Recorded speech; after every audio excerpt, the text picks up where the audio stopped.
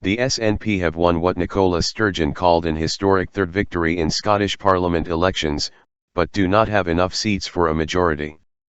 Labour was pushed into third by the resurgent Scottish Tories, with the Greens beating the Lib Dems into fifth. After Labour held most of its ground in Welsh Assembly and English Council polls, Jeremy Corbyn said it had hung on and grown support in some areas. UKIP has won 7 Welsh Assembly seats on a good night for the party. With all the results now declared in Scotland, the SNP is the largest party with 63 seats, ahead of the Conservatives on 31 and Labour on 24. Labour remains the dominant party in Wales, winning 29 out of 60 seats, but falling just short of a majority. Plaid Cymru pipped the Conservatives 12-11 to be the second largest party. Counting continues across English councils and in the London mayoral race, where a live update of the vote tally shows Labour candidate Sadiq Khan currently ahead of his Conservative rival Zach Goldsmith. In Northern Ireland, counting for the Assembly election is underway, although the final result is not due until Saturday.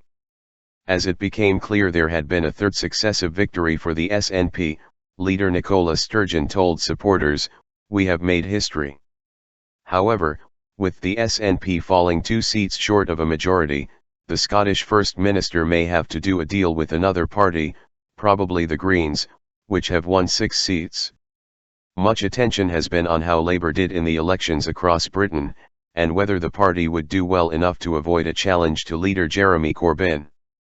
In the English council elections, BBC analysis suggests the Tory vote is down in southern England, which may have helped Labour to retain control of councils in areas such as Crawley, Southampton, Norwich, and Hastings, where its vote was looking vulnerable. Labour's vote share is down about 6% on average on 2012, the last time these seats in England were contested, but a BBC analysis suggests its share is up 4% on the general election in key wards, with the Conservatives down by a similar amount. Its share was more sharply down in Scotland. The party gained 1 seat from the SNP, Edinburgh Southern, but Scottish Labour leader Kezia Dugdale was left relying on the top-up system for a seat, after failing to take Edinburgh Eastern and being beaten into third place by the Conservatives in Scotland would have been unthinkable in the past. Labour also lost its Rhondda Welsh Assembly seat, in its South Wales heartlands, to Plaid Cymru leader Leanne Wood. In other developments, former Tory MP Neil Hamilton is among UKIP candidates elected to the Welsh Assembly. UKIP gains English council seats, including 6 seats in Thurrock UKIP, and comes second in 2 by-elections. Gil Furness, the widow of Labour MP Harry Harpham, retains his Sheffield seat in a by-election. The Lib Dems hold their 5 MSPs in Scotland as leader Willie Rennie takes a seat from SNP. Liverpool Mayor Joe Anderson is re-elected. Shadow Home Secretary Andy Burnham considers running for newly created role of Greater Manchester Mayor. Brighter news for Labour came with it holding the seat of Sheffield Brightside in a Westminster by-election, on a 5.8% swing from the Conservatives, with UKIP coming second. The party also held Ogmar in another parliamentary by-election, in South Wales, with UKIP again in second place. Speaking in Sheffield, Mr Corbyn welcomed Labour's excellent result in Wales but acknowledged the scale of the defeat in Scotland, saying there was a lot of building to do. Responding to claims Labour was not doing as well as it should, Deputy Leader Tom Watson said Jeremy Corbyn still had a very strong mandate and needed more time to show he could revive its fortunes in time for the 2020 general election. After 8 months it would be very unfair and actually improper to hang the set of election results on Jeremy Corbyn's peg alone, he told BBC Radio 4's Today. But one senior MP told the BBC Mr Corbyn was seen as weak and had a year to shape up.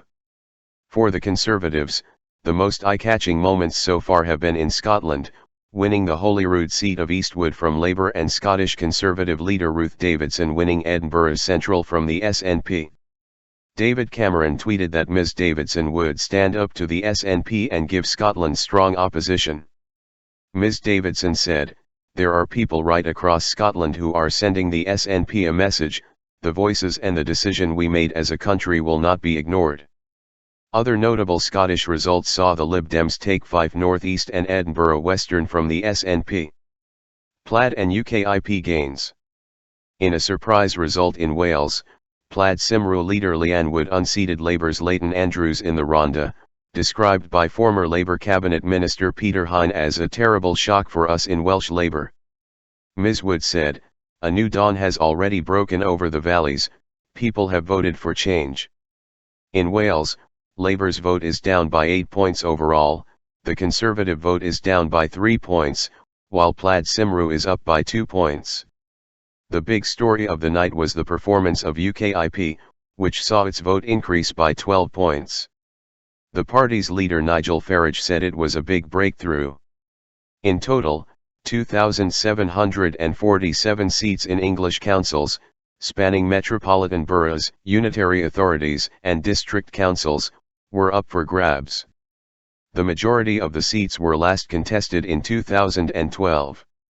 Thursday's polls are the single largest test of political opinion before the next general election, which is scheduled for 2020, with 43 million people entitled to take part.